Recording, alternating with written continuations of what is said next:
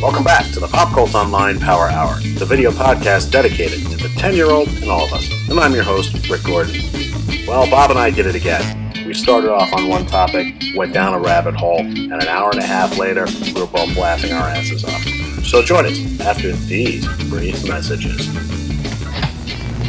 This GAFU mess is a lot of fun. What do you think? It's really interesting. The three-dimensional color pictures are extraordinary. I find these how to play football reels very instructional. I always considered the GAF Viewmaster an ingenious invention of great educational value. Gee, I always thought it was just a lot of fun. And that was for all the kids at Central High. And kids, if you enjoy good music and good cereal, here's an offer you won't want to miss. Now you can get all the Monkeys' greatest hits free on Post Alphabets, Honeycombs, and Frosted Rice Crinkles. Let's listen. Hey, with the Monkeys. 12 great songs, 4 on Alphabets, 4 on Honeycombs, 4 on New Rice Crinkles. One song free on each box. The Monkeys' greatest hits, free from those music lovers at Post. And now for Judy and Paul, Sam and Pat, Saul and Eddie. Mr. Gordon. Mr. Breetall, how are you? Very good. How's the weather out there in sunny California? Hot. The forecast for today is hot. But not wet. Not like Vietnam. Hotter than the accounting offices at DC Comics. Yeah, you know, my air conditioning broke. Oh my gosh. It's getting it fixed tomorrow. Oh, but still. Just, you know, it's one of these things where you look at it and it's 20 plus years old. It like came with the house pretty much. Oh boy. And I had the guy, well, we had it fixed a couple of years ago, and the guy we trusted the guy because he came out and he could have taken us for a ride last time, but he only charged us a couple of $100 and, you know, fixed it. So we called the same people and he came out and he's like, ah. Gave it its last rites. Yeah, this one's gone, so. Wow. Well, here, maybe this will cheer you up. Very expensive new system.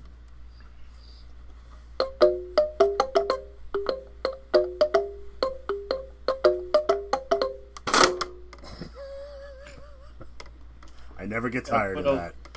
Gotta put a Deadpool mask on that.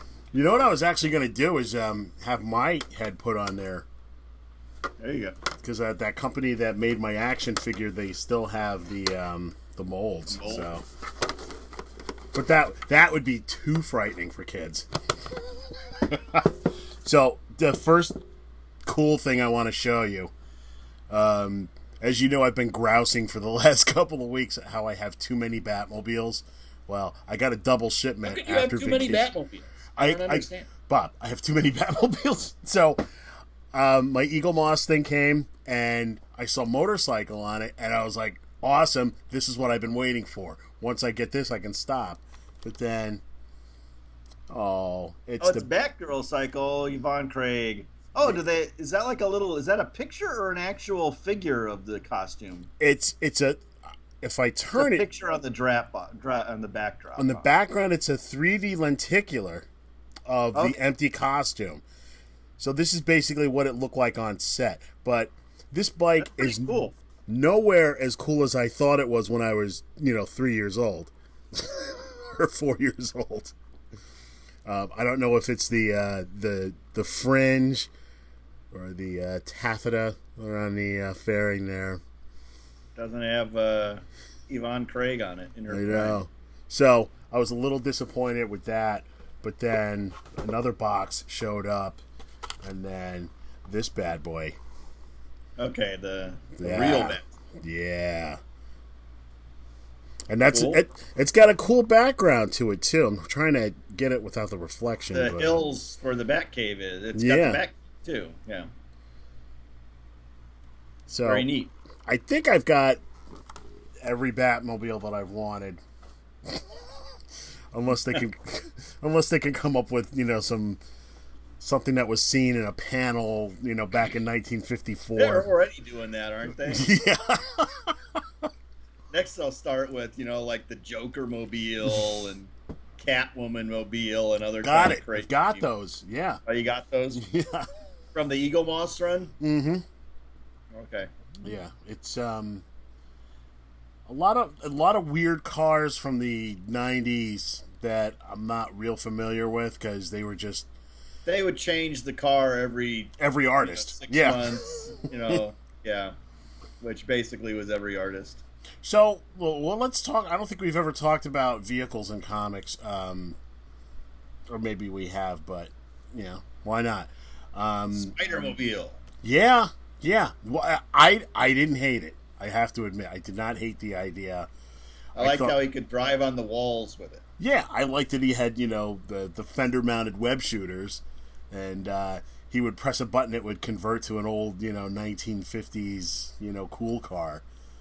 But again, it was hilarious because Peter Parker doesn't drive. Why? He lives in New York City. You don't need to drive in New York.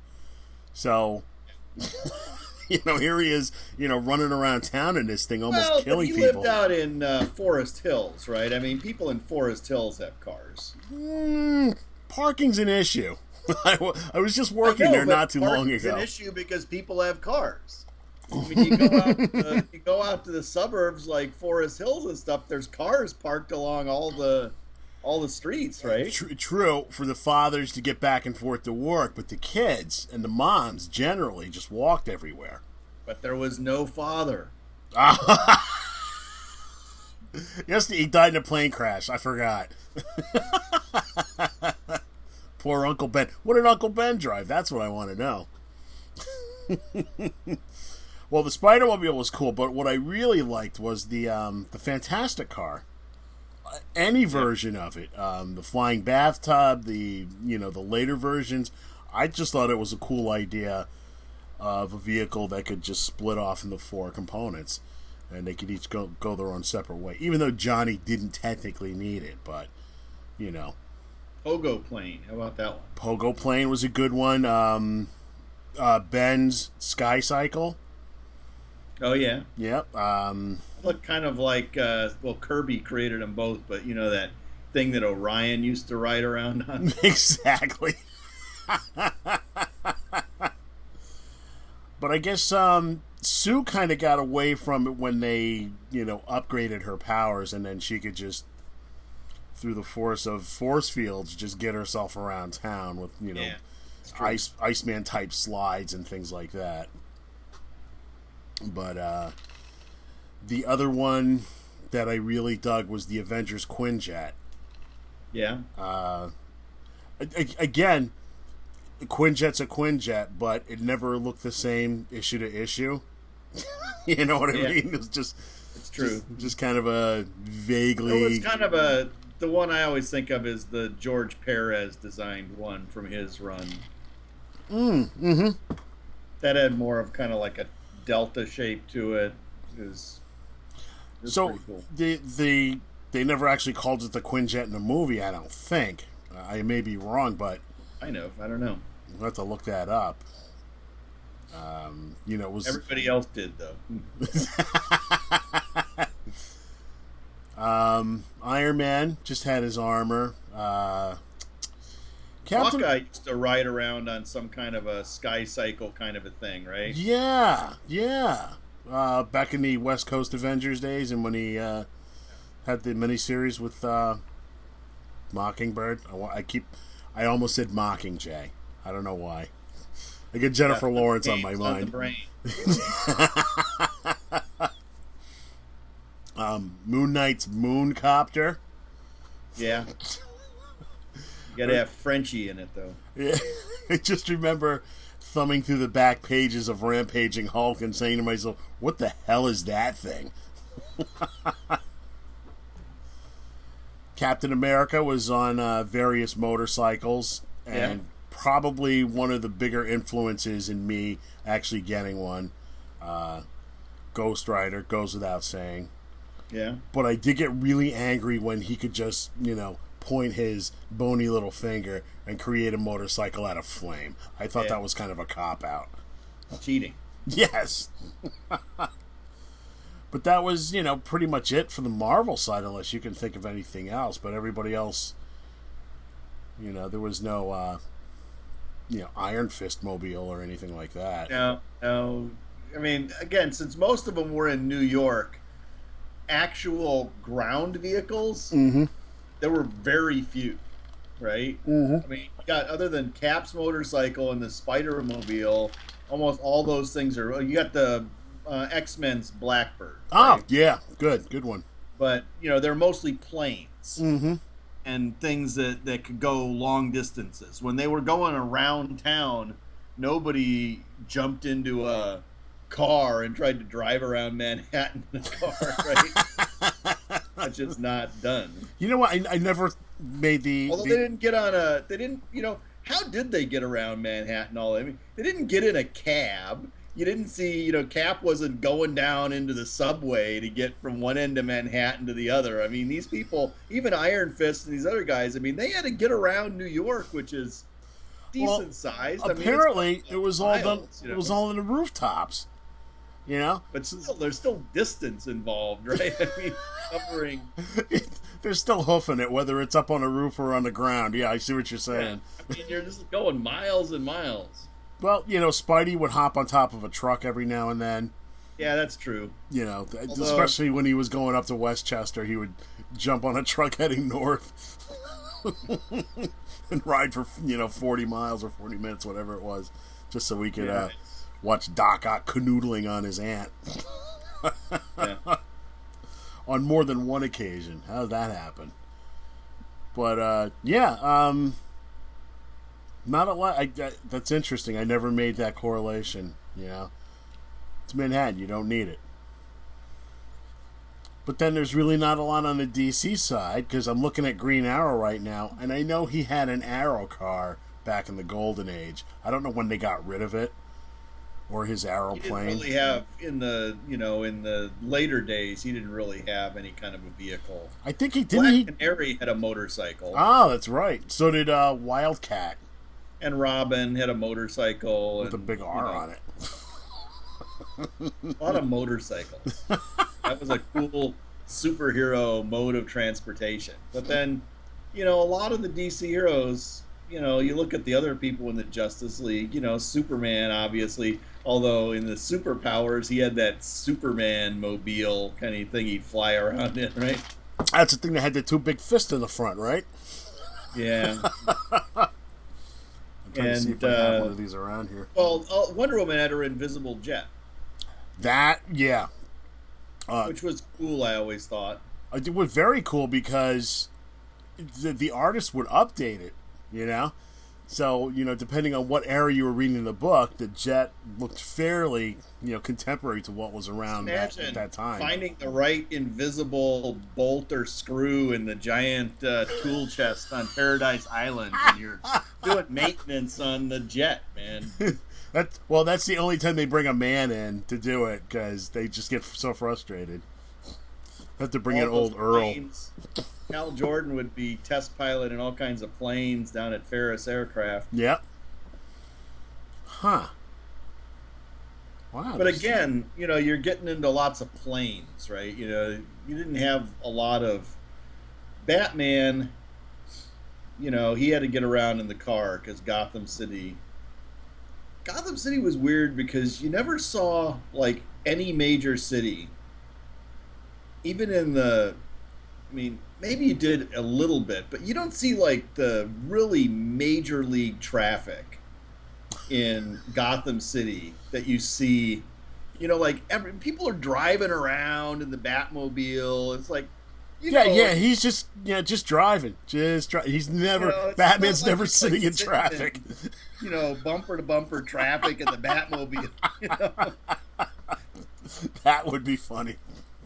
14 miles to Gotham, and he gets stuck. Like, when did I think that this car was a good idea?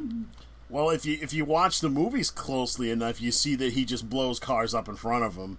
Yeah, and just drives through. Battering ram go over him in that, Humvee looking kind of thing, the tumbler.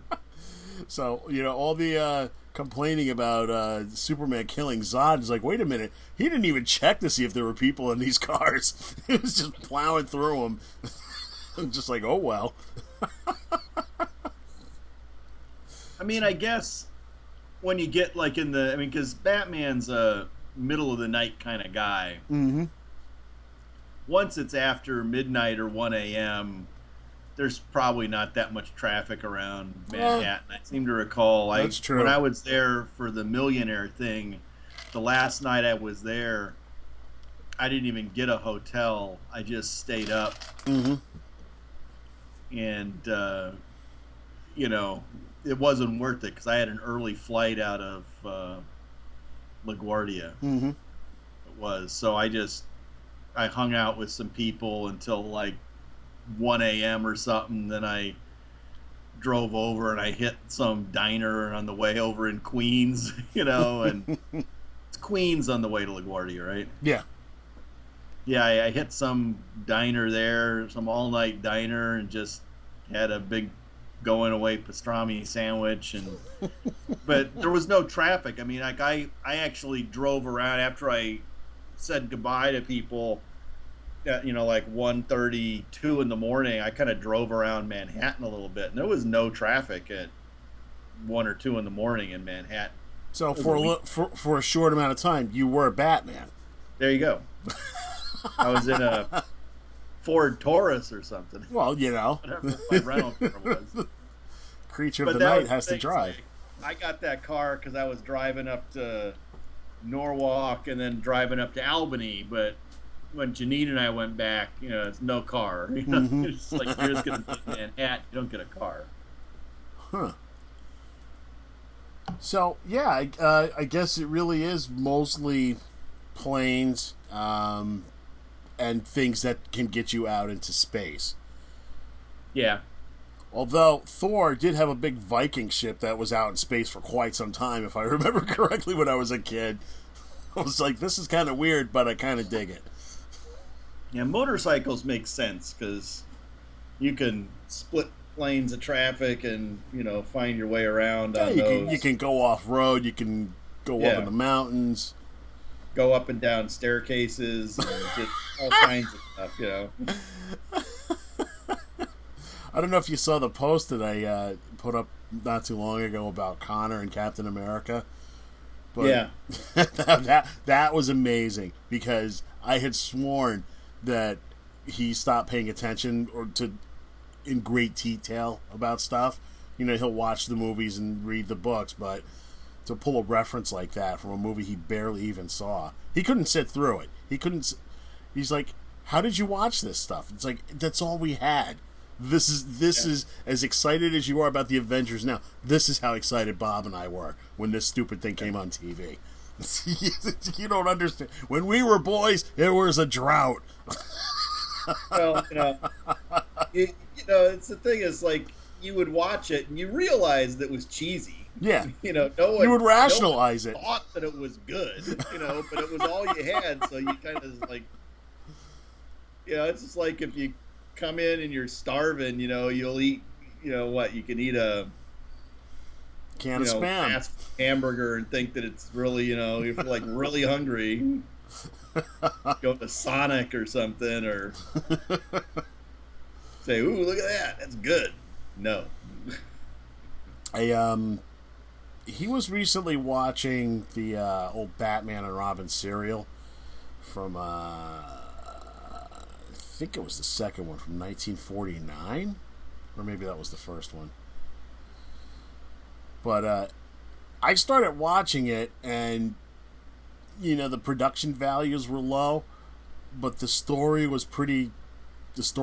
was pretty solid, and it was a pretty faithful adaptation to the book, I've got to say. At the time, the book's from the late 40s. You never hear people talk about these serials. I think they see them and they just kind of dismiss them. You know, I have them on videotape somewhere. Mm-hmm. I mean, back in the day, again, you know, when videotape first came out, again, that was, you know, you didn't have all these movies that are out now. I mean, when videotape first came out, that was even before the first Michael Keaton Batman movie. Mm-hmm. Yeah, right? True.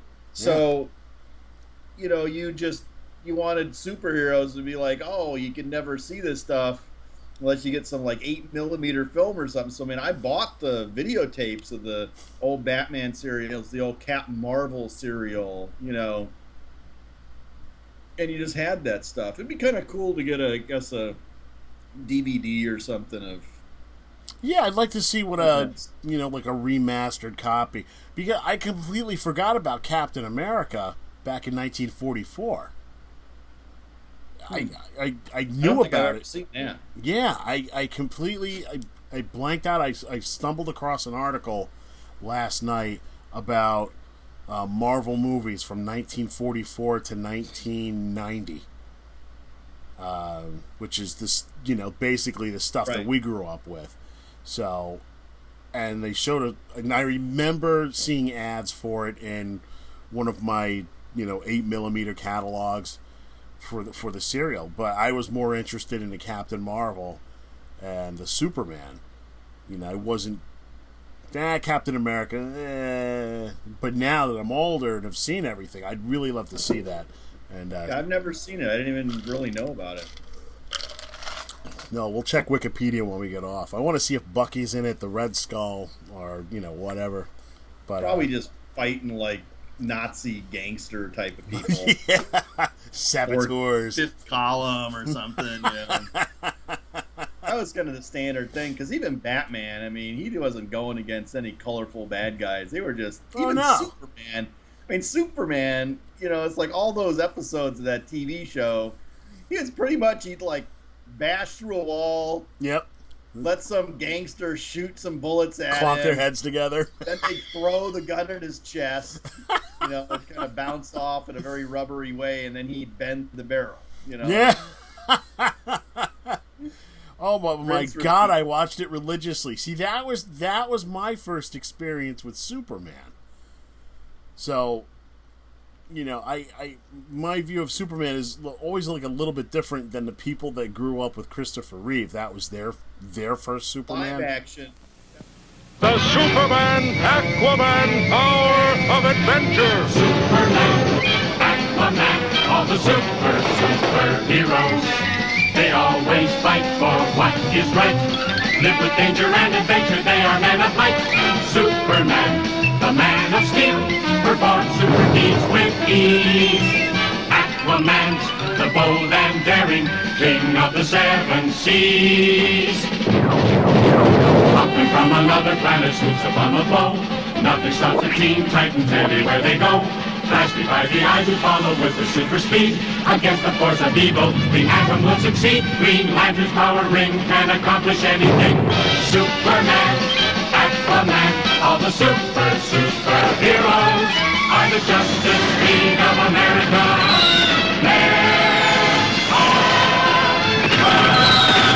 Bond. Here, your 007 ring.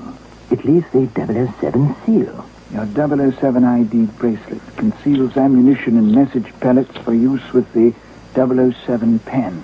An ordinary pen, isn't it? It writes like one, but it projects messages over 20 feet. Ingenious. And should you find yourself trapped, you merely whistle for help. Then, by placing ammunition in that slot... Careful, Bond! This is vapor paper, writing messages to our agents. Drop it in water. Astonishing. Good luck, Bond. You're on your own. Get your 007 secret agent pen and disappearing vapor paper separately, or packaged with a 007 secret agent ring and ID bracelet. You'll get a bang out of it. By American Character. That was my first live-action Superman, but my first Superman at all was probably those 60s Filmation cartoons from the Superman Aquaman hour. Oh, man, that was great stuff. Great stuff. I watched those, and then I discovered those Fleischer cartoons, which even today I think hold outstanding. Up. Yeah. You know, those are on par with the Warner Brothers stuff that they put out. Mm-hmm. The nice thing about the Superman Aquaman hour is if, you know, that middle show, you never knew what it was going to be. That I love the fact that it was a surprise. You knew you had Superman, you knew you had Aquaman, but you never knew what you got in between. It's just like, it could be Flash, it could be Green Lantern, or it could be Teen Titans, or it could be the whole Justice League. You never knew what you got. So I love those middle ones, particularly the Flash and the Green Lantern. And let's see, I've got I do this in the background. You might be able to hear this. Keep going. This will take a minute. Okay. But, what was your favorite one? I would have to say Teen Titans, because as a kid, you got to remember, I'm like 4 or 5 years old at the time. As a kid, the idea of the big superheroes, their sidekicks, getting together and forming their own little club really appealed to me. With Kid Flash, and I'm trying to remember who they actually had in there. Like Kid Flash, Wonder Girl. I don't know if they used Robin. Probably not. I don't really remember the Teen Titans. I mean, the Teen Titans one, Speedy. For me, it didn't make as much of an impression on me. Really? I really liked the Green Lantern. I knew you were going to say that. Flash. Mm-hmm. And Justice League, Atom. I mean, I can still Atom! I forgot about that. Yeah. Let's see. I've got this playlist here, and I would definitely attribute those cartoons taking me directly into DC Comics. Superman started it off because, they always had the thing in the credits, appearing in national periodical publications. Right. And it's like, wow, I got to find this national periodical publication. Let's see if this comes across.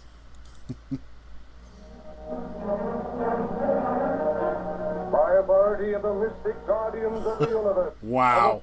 Planet Oa, Hal Jordan's test planet becomes the Green Lantern, a cosmic crusader whose magical power ring at his bidding accomplishes the impossible. Nice. In his continuing fight against interplanetary evil, Green Lantern, Guardian of the Galaxy. And that guy, that announcer guy, I mean... You know who that is? It's Ted Knight. Oh, it is? Yeah. That's right. Police scientist Barry Allen becomes the Flash, world's fastest human. The Flash. I can remember like it was yesterday.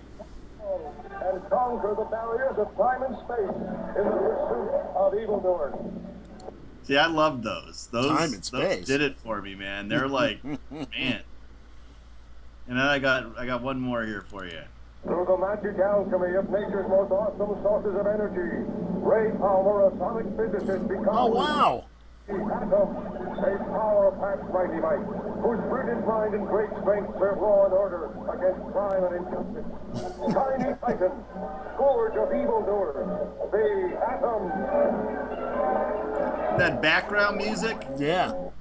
Had that same kind of general kind of riff going in all those Filmation ones. I love those. Huh, that's interesting. I like that. I don't remember the Atom at all. Yeah, see, that's the thing. It's like I remember the Atom, but I don't really remember the Teen Titans that much. So it's kind of like whichever ones were your favorites or that you saw more. It's kind of random. It's like which one they were showing. There weren't that many. I mean, what did they make? No, not at all. Each of the different so maybe 2 Atoms, 2 Flashes. I think I have the DVDs of all those at this point. Mm-hmm. I could look it up if I was motivated, but I'm not. But here we go. Here, Hawkman. Wait a minute. Hawkman had his own too, right? Here comes the Teen Titans, a quartet of towering talent. Kid Flash, whose speed defies the eye to follow. Kid Flash. Wonder Girl. Speedy, whose fantastic arrows perform awesome feats. Aqualad, bold and daring marine monster. Fabulous foursome for right against So no Robin. But interesting that they had Aqualad. because it was the Superman Aquaman hour, but Batman wasn't on the Superman Aquaman hour. It's probably why they didn't use Robin. Right. But, oh man, how did this work? I was just reading Lou Scheimer's book about Filmation. I don't think they had quite gotten the rights to Batman yet. They were working on it, and I think the next year is when they got the rights for Batman, and they did the animated series, the first one, which is probably my favorite. I know everybody loves Batman the animated series, but the first Batman, the New Adventures of Batman, I think it was called, back in '68 or '67, was really, really good. I like, it was good. I mean, they had Adam West and Burt Ward and doing the voices. Yep. Which kind of kept them with a paycheck after got shafted by. Then we go over to Marvel. I got my favorite Marvel theme. Well, wait. Let me take a guess. I think Spider-Man. My favorite one's Spider-Man, but of the other ones that were in the. I'm gonna guess Thor. No. Oh, really? Play it.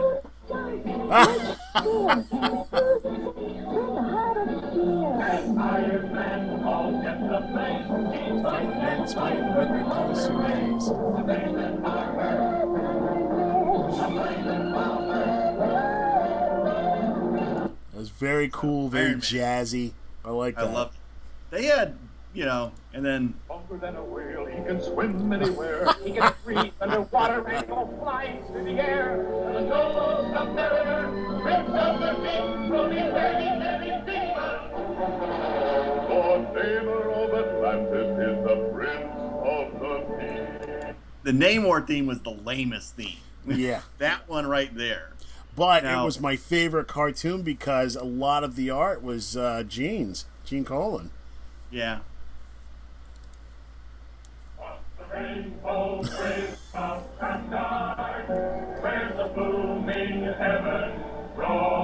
This is a good one too.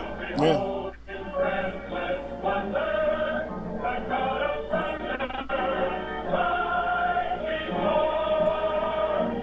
Most of these were really good, and I just hearing Marvel. I liked that they had the little theme song, whereas you just had the narration describing who they were for DC, which was kind of cool, but was different. But these songs stick with you. Well, the amazing thing is anybody that's heard them remembers the words and they sing along. That's difficult to do, I think. Yeah, like this one.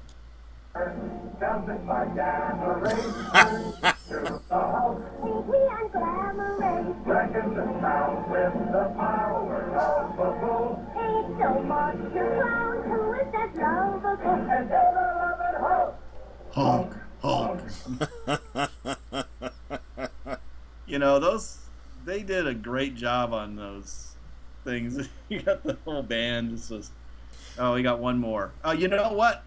I almost got to take it back. Was Iron Man my favorite, or was this one my favorite? When Captain America throws his Oh, that's a tough choice. all those who chose to oppose his shields are killed. They start to a fight, and the duel is doomed, and the red and the white and the blue come through when Captain America throws his mighty shield. I think the Captain America one's got better words. Like. Wow, that's when it comes to a fight and a duel is due, the red and the white and the blue will come through. I like that. It's got a little patriotic feel to it. So, why do you think they went with Submariner as opposed to Doctor Strange? Maybe just the magical thing. Maybe they didn't want to go with the magical thing, or maybe they were doing a response to Aquaman. That seemed to be for DC at that era, on the Aquaman hour. I mean, Daredevil never got any love. You never saw a Daredevil cartoon. Yeah, You never saw Doctor Strange back in the day. Huh. That'd have been cool if they had done an Avengers one. But, you know, back when they were doing those, they were, you know, that wasn't full animation, right? Mm-hmm. They were pretty much taking the comic book and kind of moving it around. the pictures around. So, I mean, they wouldn't have needed. They could have gone back to the first few issues of Avengers. I mean, well, just the Avengers did appear in a couple of episodes of the Captain America portion, because I specifically remember when they were talking about his origin. You know, they had you know, Iron Man and Giant Man and Wasp, and there was something else. So these cartoons came out around '67. And I'm trying to think what the books were that were out then. You know, just all the usuals. But Avengers at that time on the rack was Cap, Scarlet Witch, Quicksilver. Her, you know, that's true. Okay, it wasn't Iron Man and Thor and all those guys weren't in the Avengers at that point in time, right? I mean, they didn't make it much past the. You know, about 64, maybe. Right. Okay, and then they came back later. But, you know, there was that big period of the 60s when it was... So you really couldn't do an Avengers because you would have to...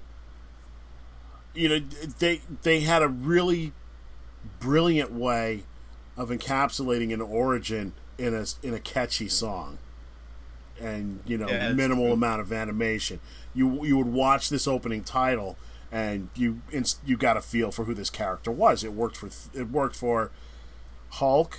It worked especially for Iron Man. Thor, not so much. But you get the basic idea. They didn't do the whole Don Blake. I mean, they did in the cartoon, right? But they didn't in the origin. You know, do any kind of like Don Blake kind of a thing. Right. In the theme. They might have had an image of it. You know, maybe it's hitting the hammer or something. So maybe it's a good idea they skipped that. I know that they totally dumped that. I mean, it's, you know, that's a missing or anachronistic part of Thor at this point in time. I mean, he's no Don Blake in the comics for many, many years. Mm-hmm. And the movie Thor, no Don Blake, no earthly identity. He's just Thor. Mm-hmm. He's always Thor. You know, there's really no secret identity going on. Those cartoons were also the first appearance of the X-Men. Because there was a storyline, I think, roughly an Avengers versus the X-Men storyline. I'm not sure which one. But since Hanna-Barbera held the rights to the FF, they substituted the X-Men. And it was, oh my God, I think the original... I'm going to have to research this because now I'm remembering Scarlet Witch and Hawkeye and Quicksilver. I gotta look into that. something just opened up in the back of my head and I remember seeing them. It's like, oh. Okay. I gotta watch those again. I mean, I have the videotapes also, those Marvel cartoons. Mm-hmm. And I have the Spider-Man stuff on DVD. Mm-hmm. I don't recall, has the other, like the Captain America, Thor, none of those have ever been put out on DVD. Never been put out. I found a set on eBay. I just thought that people had cobbled together. But no, somebody had gotten a hold of Masters. And, you know, they might be available in Canada or somewhere internationally, but just not here. Just like the way Batman was. You know, Batman you could get everywhere else but in the U.S. But, yeah, I've got all of them.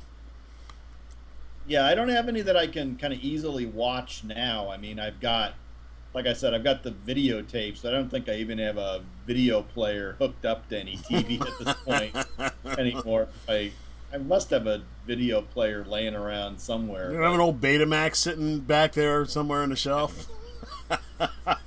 I showed you those those old videotape things, didn't I? Mm-hmm. Yep. Did I have the box sets? Yep. I remember buying those at Best Buy. They were cool. I mean, they're kind of like a collectible in and of themselves. Mm-hmm. It's kind of like they did a really nice job on those. Yeah. Huh. This is gonna bother me. I know where my DVDs are, and they're not someplace that's really accessible because it's like I'm never going to use these, so I want to dig them out because I want to know why the Avengers fought the X-Men. And I know the Toad was involved somehow, so. Toad.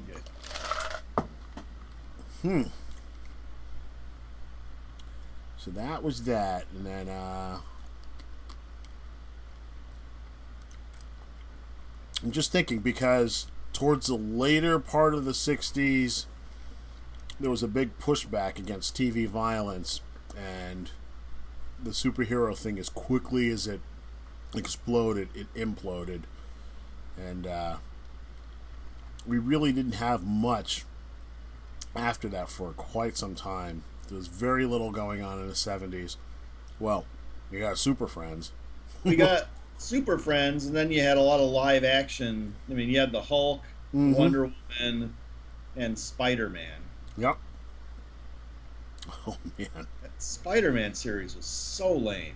Oh, but come on. You know what? I watched it religiously in the hopes that it would get cool at some point. There would be some scene that would make me say, wow. And it just never happened. I watched that, and it's not like I wasn't going to watch it, but I watched it, and it was the same way.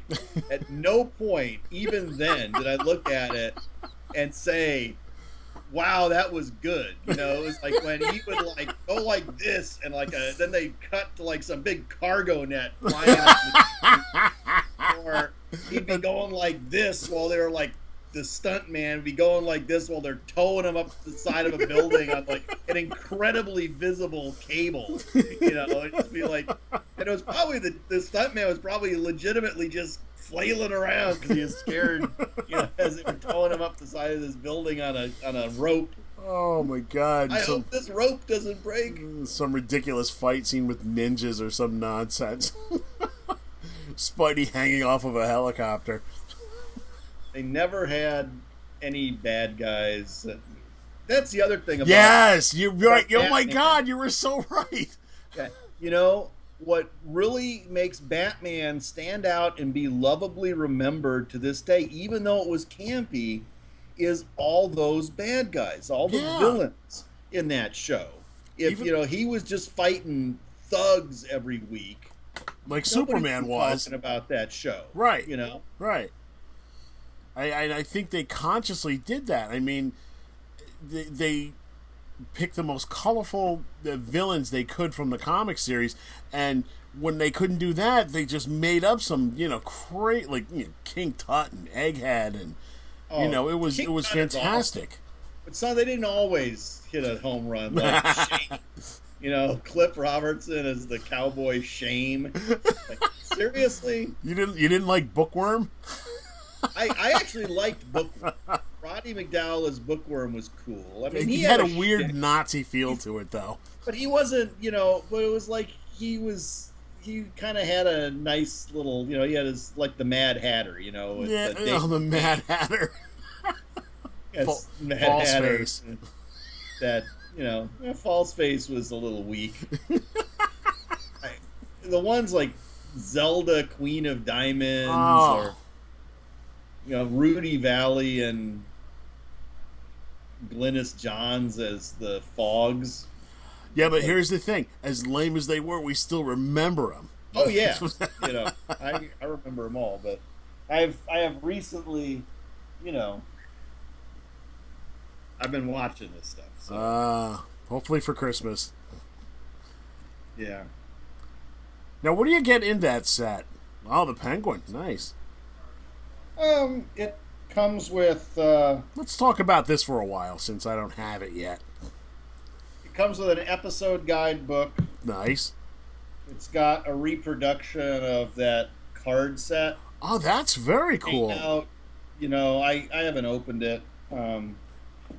and they've got one of the Hot Wheel Batmobiles. No, not another Batmobile. And then it's beyond that. It's just, you know, each season there's a. Is there any behind the scenes type stuff or documentaries? You know, so they got the 3 seasons. They've got a little Adam West scrapbook, little hardcover book here. You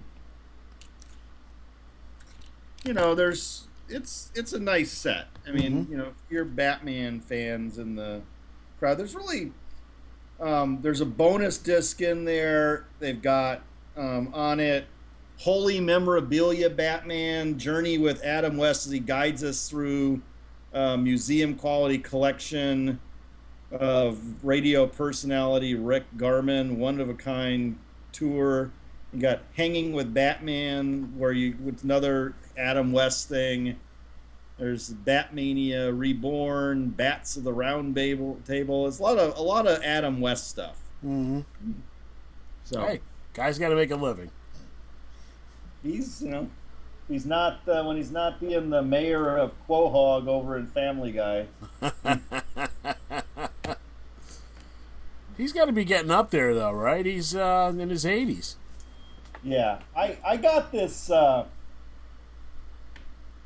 Did I ever show you that Batman DVD I got? I think it's called like Batman Naked, but it's not. He's not naked. You know? No, I think you had told me about that. Yeah. It's just Adam West hanging around his house. Sometimes he's in his exercise room. Sometimes and it's just a video that he shot. It's very obvious because it's like 0 production value. It's like Adam West set up a camera and he's sitting out on his patio, or he's in his living room, or he's in his attic, or his, you know, exercise room or whatever, and he turns on the camera and he talks about an episode of the series and what he remembers about it and, you know, whatnot. Mm-hmm. And he does it for every episode. Nice. And it just goes through, and it's just him talking about, you know, just his remembrances of it. And it's just, he made it himself. He sells it off his website. I was watching a documentary earlier today. I just kind of stumbled across it on Showtime, and it was an Adam West documentary made back in 2010. And the one thing I didn't know was that he was divorced at the time the show came out, and his son and daughter would be hanging around on the set, and so they cut to the son telling these great kid stories about, you know, running up the stairs, sliding down the bat pole, running back up the stairs, sliding down the bat pole, or, you know, just driving around in the Batmobile, and just stuff that, if it was me, I mean, I couldn't imagine, you know, being on that set at that age. That was like really cool. And Adam West was dating, you know, a lot of famous I mean, listen, he was a good-looking guy. He was super, super popular between, you know, 66 and 69. Yep. Wow. So he had his fun in the sun. Yep. And can still live to tell about it, and seems to have a sense of humor about, you know, how his career has gone.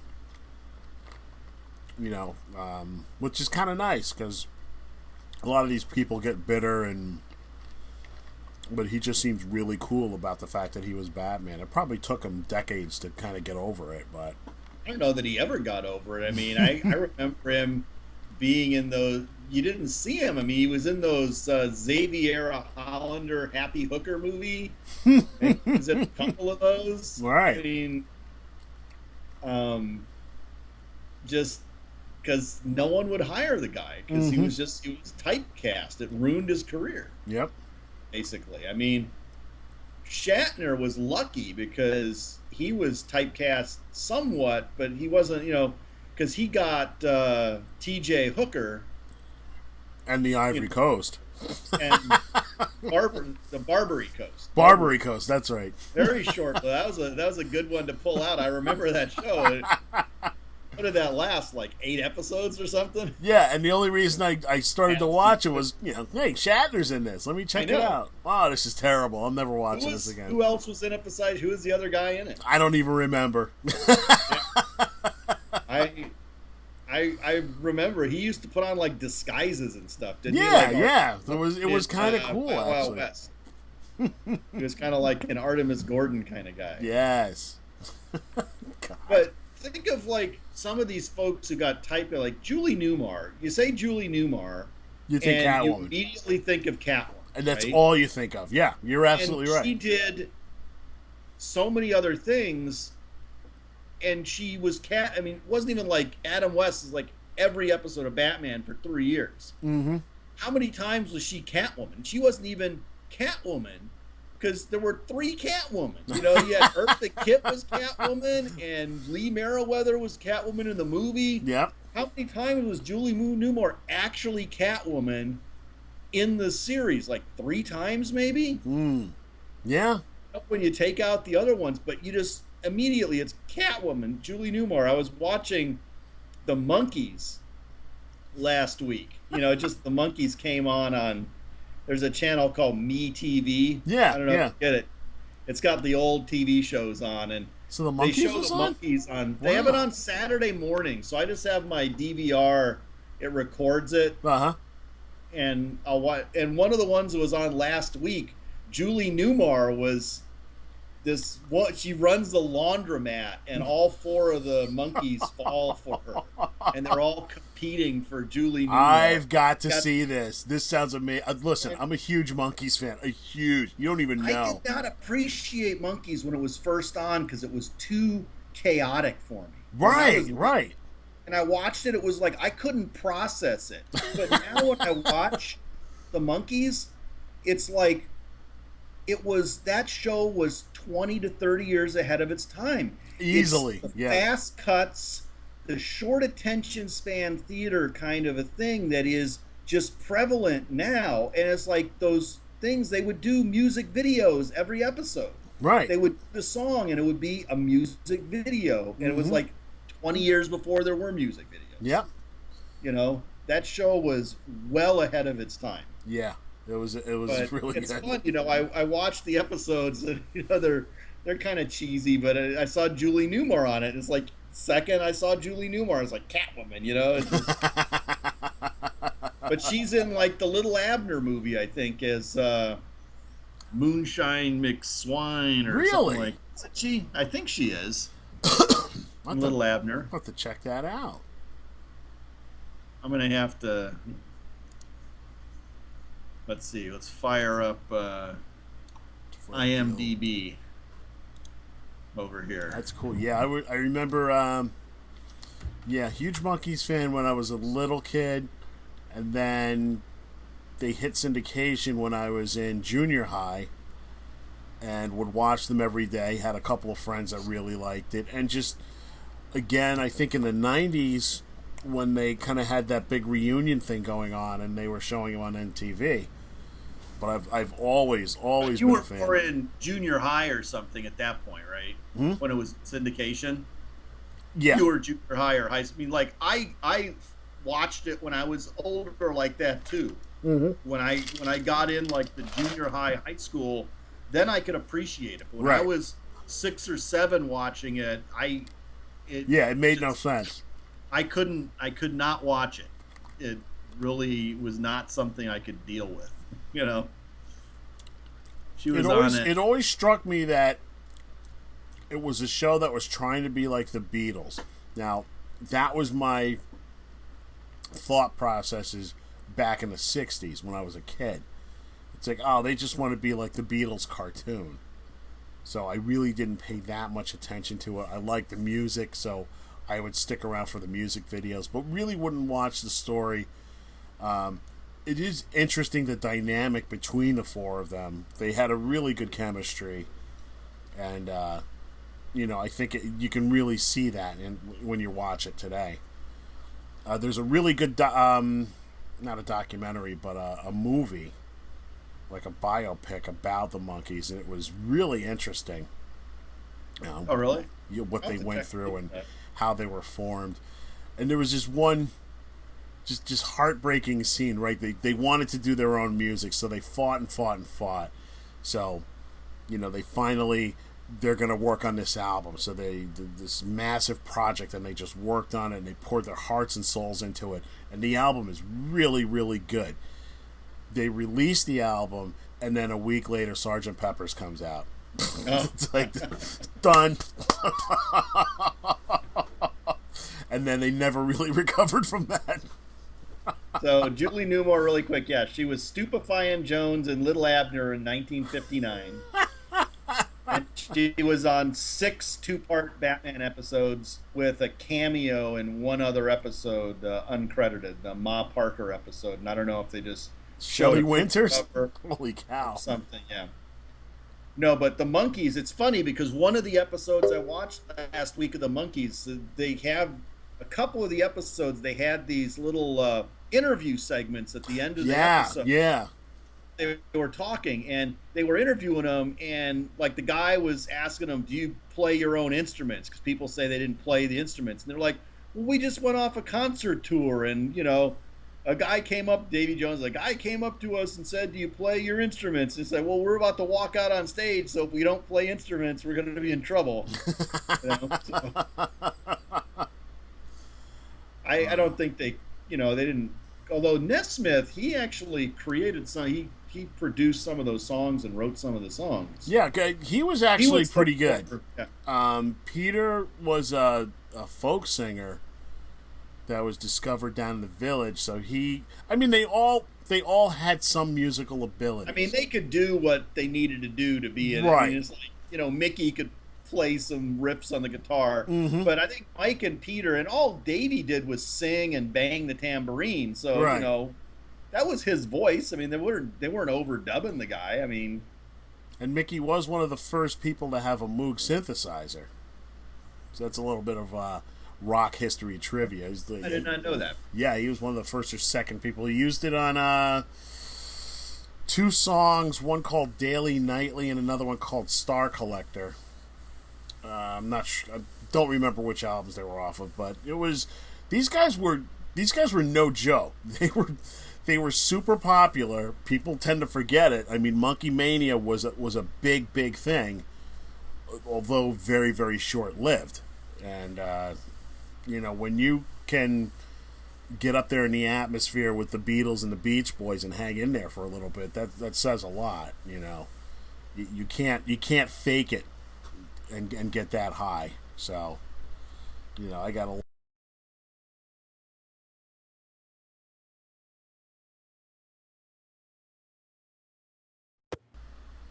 Hello. You're back. That was weird. Back. Yeah, it kind of froze and then the call dropped. And that was for all the kids at Central High. And kids, if you enjoy good music and good cereal, here's an offer you won't want to miss. Now you can get all the Monkees' greatest hits free on Post Alphabets, Honeycombs, and Frosted Rice Crinkles. Let's listen. Hey, with the Monkees. 12 great songs, 4 on Alphabets, 4 on Honeycombs, 4 on New Rice Crinkles. 1 song free on each box. The Monkees' greatest hits, free from those music lovers at Post. And now for Judy and Paul, Sam and Pat, Saul and Eddie. I was just on a riff. I don't know if that will play havoc with your recording. No, it'll just I will stick a commercial right in there. You know what I'll put in? Oh boy. Something's not working here. You're gonna put a Monkees commercial in there. Can you see me? Yeah. No, I can't. I see the stock image of you. How's that? There we go. Yep. Okay. Yeah, that's weird. The camera was muted when you came back on. The Monkees made a few commercials back in the day. One for Kool-Aid, so maybe I'll stick that one in there. In that little break that we just had. I remember. Here's one I'll bring you back. You remember when you used to send in for prizes from cereal. I mean, I guess they still have things you send in for prizes from. Yeah, you still have to send in, and the prizes are much lamer than what we used to be able to get. Do you remember sending in for monkey mobiles? I always wanted to. I don't know what I did with them, but I must have sent in box tops because I had at least 2, maybe 3 different colors because there were there was blue and a green and a red. There were different colors of them. Monkey mobile that you would get by sending in the box tops. Oh man, this sounds very familiar. Sending in and getting a few different ones. They were like little. I don't think they were Hot Wheels. They were maybe Johnny Light. They're Matchbox or some less. They weren't as fast as a Hot Wheel car. Right. The Hot Wheels always moved a lot smoother. I can't believe I don't have in all this mess. I don't have a monkey mobile. That's. I'm going to take care of that right now. I don't have one anymore. I don't know what must have happened to those over the years. That's just freaking me out. I've got a Mach 5 from Speed Racer. I got a bunch of those. I've got a zillion Batmobiles. I've got the Black Beauty, but I don't have a monkey mobile or a Munsters mobile. I got to work on that. Maybe that's my new thing. I even oh my god, hold on. You have an Ecto 1? I did, but I sold it. A little too contemporary. I even have, I don't know if you can see this. Little Flintstone mobile. Yeah, it's got some minor repairs that need to be done. Dino put his head through the top again, but yeah, I got a Flintstones mobile, but I don't have a monkey mobile. I like that Flintstones mobile. I still don't know how that back wheel stays on. Or why Fred just doesn't go through the window after the cat throws him out. Or why they would have a saber-toothed cat as a pet anyway. None of that stuff made any sense. Was the saber-toothed cat was in the opening credits and stuff, but I don't recall it being in a lot of the any of the episodes really. I mean, maybe it was. I just don't have a strong recollection of it. I don't remember it. I used to watch it. That show was on forever, right? We watched it every day. Never saw a cat. Yeah, the only thing you would see inside the Flintstones house were birds and elephants. That's it.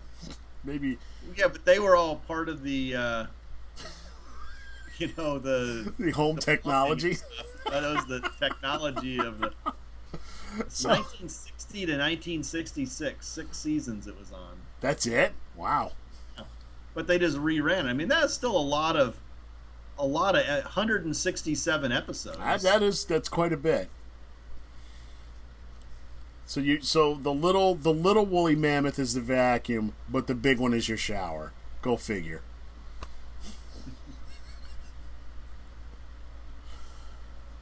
Yeah, it's always weird. I guess the Jetsons was technically a spin-off of the Flintstones. Is that right?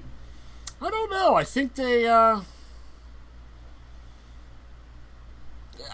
want to say they came out concurrently. I mean, they kind of almost parallel.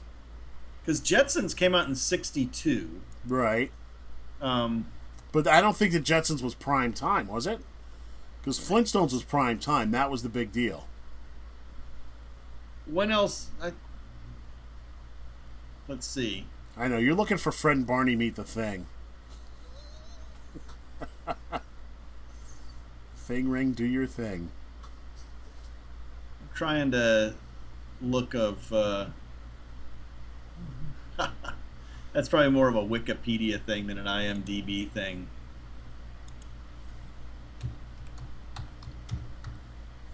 What would we do without Wikipedia? I seem to recall there was something like maybe with the Great Gazoo or something like that. Let me look really quick on the Wikipedia entry here. The late Harvey Korman. It says it was a counterpart to the Flintstones.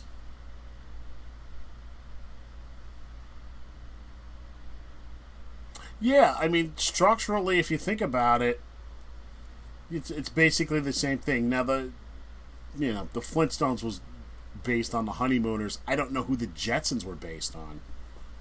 He was based on the Flintstones, basically. Well, you got the hard-working husband, the red-headed wife, one kid. No, George Jetson had 2 kids. Yeah. Well, it's kind of like they didn't really have the crazy neighbor thing that the Flintstones had, right? No, they didn't. But they did have a robot. So he had the work, and it was more, you had Mr. Spacely and all that. Mr. Spacely. I don't know why I had that thought. Maybe there was just, there was a crossover at one point. There was. I was about to bring that up, yeah. They met the thing. I think I showed you that comic. It's around here somewhere. Oh, no. I'm thinking of the Flintstones Go to the World's Fair. Yeah. That horrible piece of shit. But it's a comic, so I had to get it. The Flintstones flying around Queens, New York back in 1964. It was the most ridiculous thing you'd ever want to see. Yeah. No, it says it actually premiered in prime time. It says the Jetsons? It says broadcast history. Following the primetime cancellation, they were on Saturday morning in 1963-64. Oh, okay. So the 62 season, they had it in on prime time. Might have been too risque. George Jetson talking about those 4-hour work weeks, 4-day work weeks. Get to work, Jetson. What did Jane do all day long? Like she went shopping. Went shopping, got her hair done, and same thing that Wilma did. Nothing. Put pills in the. Well, Wilma at least had to butcher up giant Bronto burgers. She had it all around those giant eggs. Yeah, she'd be cracking those in a skillet. All Jane Jetson ever had to do was take a little pill and put it in the machine, and it would just make a big. Full meal. It was all about technology. So if you watch Wilma, she's slaving away with all this drudgery. She's vacuuming with the little woolly mammoth. She's beating the rugs with a bird. And, her day is just horrible. And Jane is living. She's got this beautiful high-rise apartment. She's got a robot maid, for God's sake. So what does she have to do? Nothing. She goes to the mall in her little spaceship, and pops pills all day long. So, this made me think of something now. Did you ever see the surface of the planet in the Jetsons? No, that's where all the poor people lived. Well, I mean, was it just like some radioactive wasteland for all these freaky mutants and stuff, down there? Because they were all up on these, little things up on these big, tall pedestals, like in Star Wars. Fly around in jet cars, and they never went down to the surface. What was down there? No need, nothing down there. Don't worry about it. Move along, sir. Yeah, I don't want to go down to the surface of Jetson. Yeah, it's been theorized that's where all the minorities lived, so they just kept them down there. There were no minorities on the Jetsons. That's right. There were no minorities in Flintstones either, were there? No, there was not. There was no minorities on any cartoon back then. Jeez. Oh, man. I mean, in primetime, a lot of the shows I like were fairly integrated. I mean, you look at, like Mission Impossible that I loved, and I Spy and Mod Squad. Oh, yeah, every show. Yeah, they were all pretty. All these kind of things. Yeah. Oh, wait, Land of the Giants? I think there was a guy. Yeah. What else? I had a bunch of shows that I used to watch, and I was always like, yeah, that guy's cool. Bottom of the Sea. Did you ever watch Voyage to the Bottom of the Sea? Religiously, and that was one of the first models that I ever bought. Was the I had a Seaview model. Yes. I had a Seaview model, and I had a Spindrift from Land of the Giants. So, yeah. Both Irwin Allen, I think. Yeah, Time Tunnel and Twilight Zone. Never saw Time Tunnel. Never saw Time Tunnel. No. Yeah, Voyage to the Bottom of the Sea was a disappointing show to me because I always wanted there to be a sea monster. I wanted a sea monster in every episode. Is that just 20,000 Leagues Under the Sea? That it ruined it for everything. Kirk Douglas on 20,000 Leagues Under the Sea. Yeah, just some badass in a striped shirt. I don't want to see Richard Basehart in a naval uniform just looking disapprovingly at David Hedison. I want action, damn it. Oh, and Lost in Space. And creepy Dr. Smith always bringing Will Robinson off somewhere. Something's going on with that. I'm friends with Bill Mooney on Facebook, and he's got some project going on with Angela Cartwright. Something about lost tapes. It should be interesting to see. I remember watching that show a lot when I was little, but you know what hooked me? Specific recollections. Animated openings. If I see an animated opening on a TV show, I'm watching it. I don't care what anybody says. That's why I wound up watching I Dream of Jeannie, Bewitched, Wild Wild West. If I saw animation, I went nuts. There's something about... I love Wild Wild West. Yeah. Wild Wild West, I had a Wild Wild West lunchbox. Oh. If you ever see that Wild Wild West lunchbox in one of your garage sales, you need to get that or the Green Hornet one. The two lunchboxes I had as a kid. Wow. Hornet and the Wild Wild West, the metal ones. And if you ever see a Lost in Space lunchbox, you can get that because... that apparently is one of the most highly collectible lunchboxes out there. There was a store in Troy, New York, probably 10, 15 years ago, just some old-timer, and every wall had a lunchbox. It was just old lunchboxes. It was so much, you couldn't even focus. You were just like, whoa! Yeah, I was up when Jeannie and I went up a couple of years ago. We took a trip up the coast and in...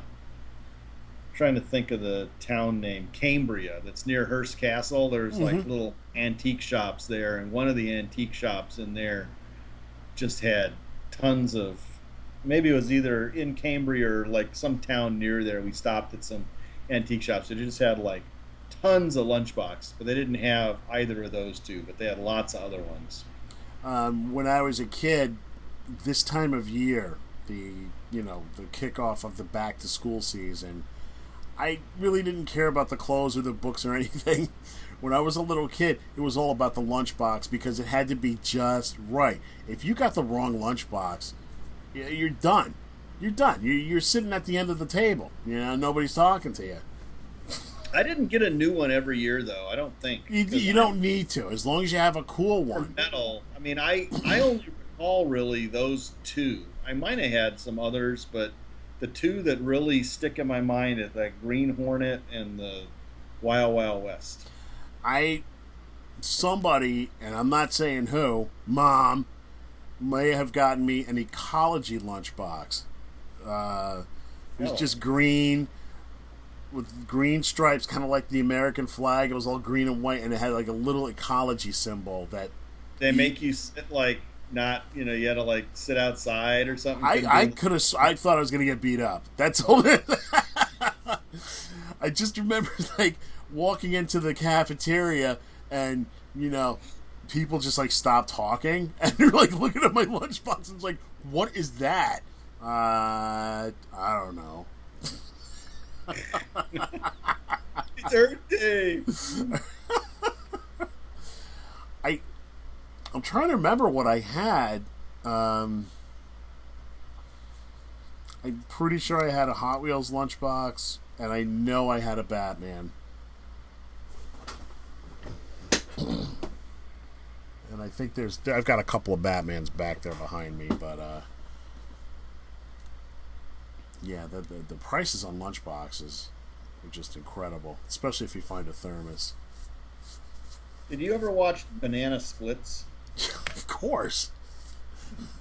That was insanity. That was a half hour of just absolute chaos. That was a different kind of that, and like, you remember the Hudson brothers? Yeah. They have like a guy who had like an emu puppet or something. Rod Hall and his emus. Now, what I didn't understand about the Hudson brothers is this was at a time when pretty much everybody had a variety show. But the people that had variety shows were already big stars. I'd never heard of these guys. I guess I did have one K-Tel record that had one of their songs on it that I'd never heard of. But I forget which one wound up with Goldie Hawn, and that's where Kate Hudson's dad is one of the Hudson brothers. And Oliver Hudson. Oliver Hudson, yep. Yeah, lesser Hudson sibling. Yeah, just as good. I liked him on, what was it, Rules of Engagement? Yeah. I love that show. I'm glad to see it gone. Yeah, Banana Splits was good.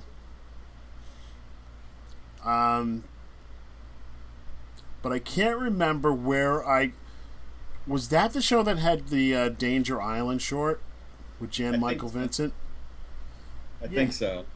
Yeah, it also had, didn't it have like the Adventures of Tom Sawyer or something like that? Yes. Like Tom and Huck and Yep. Becky like went off in some cave and ended up in some weird Land of the Lost kind of situation going on. Did you know that the Danger Island sections were directed by Richard Donner of Superman fame? Yeah. One of his first directing gigs. And Jan Michael Vincent before he got all crazy. I remember him in a lot of those Disney movies.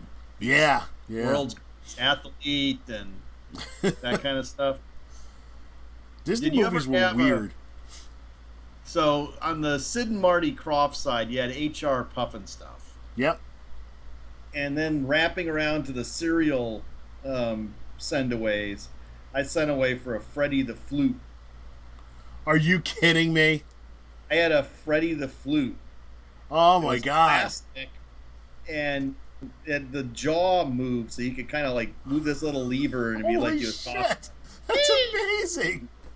I didn't know such a thing existed. Pull that up on eBay right now. I want to see what this thing is worth. That's amazing. I wish I'd known about that. See, this is you see, kids, this is what the internet is for. Freddie the Flute. That's guaranteed to get you beat up in school. The official Freddie the Flute from H.R. Pufnstuf with certificate of authenticity. This is not the. This is a gallery edition one. Oh, Jesus Christ! How much does that cost? $200. Oh, that's not bad. It's got apparently like this is metal, and it's got like little simulated gems and stuff on it. See, that won't get you beat up, but it may get you. Okay, Freddie the Flute, spelled with a Y. Okay, I spelled it with an IE. Okay. This person who's selling the $200 flute had the chops to say Freddie/Freddie in their listing, so you'd catch it on your common misspelling. Wow! Oh my God! What? Freddie the Flute, 1970 send away, $520. Holy shit! Holy Christ! My Lord! And it's missing the jaw. It's missing the movable jaw from the picture I'm looking at here. Wow! Is that the only one? Are there others? I only see this one. Wow! It's exactly like I remember it, but it doesn't have the. It's just the flute. There was like a little piece that went on. There were two pins that came out the side. Right. And there was a little jaw that came on it. So you'd flick it and the mouth would open. And, you could make it like it was. Wow. Uh-oh. I think I lost him again. It says box in awesome condition. Excellent. Am I not there? No, you're there. Okay. No, it was original complete. Well, not from the picture I'm looking at. Mint condition. Oh, it says has the hard to find mouthpieces and both are intact. Oh, nice. So they're just not showing them in the picture. Okay. Well, or maybe there's different pictures. I'm not seeing them. Maybe that's why it's 500. It comes with a box too. It said. Yeah. Oh, jeez. From 1970. Oh man. Oh yeah. Okay. You know what? It's got the mouthpiece. This has been never. Oh, never assembled. Or anything because the mouthpieces. It's in one of the pictures. They're still on the plastic mold. Right. You know, like get the like model. Yeah. Right. So they're still stuck on that. So this thing is untouched. It's never been touched. It's got Holy cow. It's got the instruction sheet. It's got the reed, the plastic reed. It's got the whole and the certificate of authenticity. Certified. This Freddie the Talking Flute is from the original Kellogg's Company promotion circa 1970. That didn't come with it originally. That must just be somebody made that or something. Wow. That's amazing. Somebody must have found that in a drawer somewhere. Here's another one. Freddie the Flute Kellogg's Premium, $899. No one's buying it, of course. Because they probably saw the other ad, didn't do any research. Well, if they're selling that one for $500 with a missing mouth, I can get $900 for this. Easy. Museum ready. Wow. I guess I wish I hadn't thrown it out or whatever the hell happened to it over the years. That is some major coin. You must really have to have some kind of fascination with Freddie the Flute to be going on with this one. I would imagine there's probably... Crispy. Is that what it was from? Well, they show in a box, and it says, play tunes on model of Freddie the Flute, 50 cents with one box top from Corn Flakes, Rice Krispies, Okay. Fruit Loops, Cocoa Krispies, or Sugar Smacks. So I must have sent in 50 cents. On which cereal, though? I don't remember. I didn't eat Cocoa Krispies, so I'm going to guess of these cereals. You look like a Sugar Smacks kind of guy. I did eat Sugar Smacks and Corn Flakes, so it was probably Sugar Smacks or Corn Flakes. I was never a big... I mean, we would get Fruit Loops every now and again. I was not a big Fruit Loops guy. Toucan Sam annoyed me. And the Apple Jacks were just nasty. My mom bought those a couple of times. You ever have Apple Jacks? Oh, yeah. Those were gnarly. I could not take any Apple Jacks. I did like the Cocoa Krispies because it made chocolate milk when you were done, so it's a twofer. They've got something going on in eBay now where you can't download the pictures. You know, you can't right click on them. I noticed that, yeah. So it's like kind of like as if so anyone who doesn't know how to just hit the print screen button and then drop the thing into Paint. But I'm going to take this picture of Freddie the Flute and I'll send it to you. Freddie the Flute. And on that note, we're going to wrap this up. I had no idea that thing even existed. We're going to have to do some digging. We're going to go into cereal land. I would not pay even $100 for a Freddie the Flute, but boy, I would love to have a Freddie the Flute again. Yeah. Probably not as much as I would love to have my Wild Wild West lunchbox. You I want always get your hands on those things from when you were a kid, right? I want to see if there's a website that is kind of tracking all the cereal premiums from the 60s and 70s, and if there is, we're going to take a look. We're going to dive in. Because I'm also interested in those Monkey Mobiles. Yeah. I'm very... Dude, you don't know how upset I am that I don't have one. Well, let's look on... Okay, so I'm sitting here on eBay. Let's Monkey Mobile. For God's sake, I have a bottle of Batman cologne. Why don't I have a Monkey Mobile?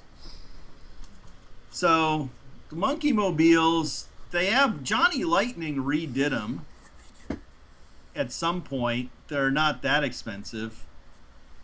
American Muscle did them. I want an old one now. Yeah, I know. I'm trying to see if any of these are like old. There's a Corgi one from the 60s that's pretty beat. Ooh. Like the paint's all chipped off it and stuff.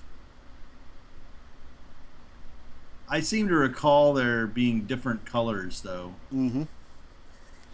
These are mostly all... Oh, here we go. 1970 Remco Blue Monkey Mobile Serial Mail-In. $34. That's it? That's well, not bad. 0 bids. It's not a buy it now. There's another one. The same one is an $85 buy it now. But I think that if you get one of the non-red ones, you're going to be fairly certain that it's one of the original ones. Right. It seems like all the later reproductions, because on the TV show it was red. Right. So all the later, the reproduction ones down the line, they're all red. But, if you get one of the weird colors of it, that had to have been the cereal promotion. Mm-hmm. So, see if you recognize what this is. It's not Iron Man's helmet. That's a Thing helmet, right? Yes, very good. From the time that Wolverine gave him a big old scratch on his face. That's right. I processed that, and there you go. Oh, so apparently Johnny Lightning did a set of them, and there's different, so you can get one, they have like a trading card, so there's, there'd be 4 variations there. You get the Peter, Mickey, okay, Davey, and Mike cards. You can get those about $10. Oh, and then there's one that's got all 4 of them on it. So that means there's 5 rather, of them. Monkey Mobile. Some of these look better than others. I only saw the one blue one, though. Or the 2, up close. So you're going to have to get yourself a Monkey Mobile. So, yeah, I was going to say I need a Monkey Mobile, and I also need a Munster Mobile. Because we're big, Munsters fans here in the Gordon household. Munster Mobile. Munster Mobile photo, Munster comic book. Johnny Lightning did one. That doesn't really look right, though. It's red. Ugh, no. What the hell? Yeah, it's not. There's something not right about that. Oh, no, it's a variant. Oh, they got the Munsters lunch pail. Really? Yes. $475. Oh, ouch. A lot of those old tin lunch boxes are quite... Herman Munster model kit. You ever have a Herman Munster model kit? Or you see one? No. See, listen, I've told you before, and I'll tell you again. I was a scared little kid. The Munsters was as close as I could get to Frankenstein without freaking out. Oh, yeah, I remember. And as long as they were on TV. Here's a Munster Mobile from '64. Ooh. It's black. It's got red interior. Is that a model? Because I think I had a model when I was a kid. Now I'm thinking about it. Munster Coach Toy. Yeah. Missing a wheel. It's from AMT. Yeah. I think I had that. Almost looks like a model. It's plastic. Yeah. Once you said a red interior, it all came back to me. Yeah, and it's got like white those lamps on the side. And the coach lamps, yeah. Yeah. I think I got that for Christmas one year, and it was that and something called a Tijuana Taxi. A Tijuana Taxi. Yeah, it was just some crazy rat rod looking You know, just crazy 60s, you know. You know what I'm talking about. They got a Munster house. What? They got like a little model Munster's house, 1313 Mockingbird Lane. Wow, that's cool. Not that bad, $45. It's not bad at all. Hawthorne Village, the Munsters. That must be one of these places that does... For your Christmas decorations? Decoration kind of things. I think that's kind of awesome. When I set up my Christmas display this year, you know, with the little people skating on the pond and all the snow-covered trees, and then you just have the Munsters house right there in the middle of it. Yeah. Hawthorne Village, the Munsters Halloween. They got a lot of them. There's like, so you got the Lily's Inn, you got Grandpa's Hotel, you can make a whole village of Munster stuff. Nice. I don't know that I would go beyond just the regular house. That'd probably be enough. Well, we should talk about Viewmasters one week too. Oh yeah. I got one of my favorites right here. This was groundbreaking for me. Cool. Yep. And there is nothing freakier than seeing the Flintstones in 3D. Actually, Flintstones. I had some. I would always gravitate towards the superhero. Mm-hmm. Hard to get. I might still have some of those laying around. I think I saved a lot of my Viewmasters. Yeah. See if you can dig them up. And yeah, definitely. Because I know I've got some behind me. Some Batman. And actually, it's weird. It was the Julie Newmar Catwoman episode that was done in the Viewmaster. Because that was the one where she fell down the bottomless pit. And it freaked me out as a kid.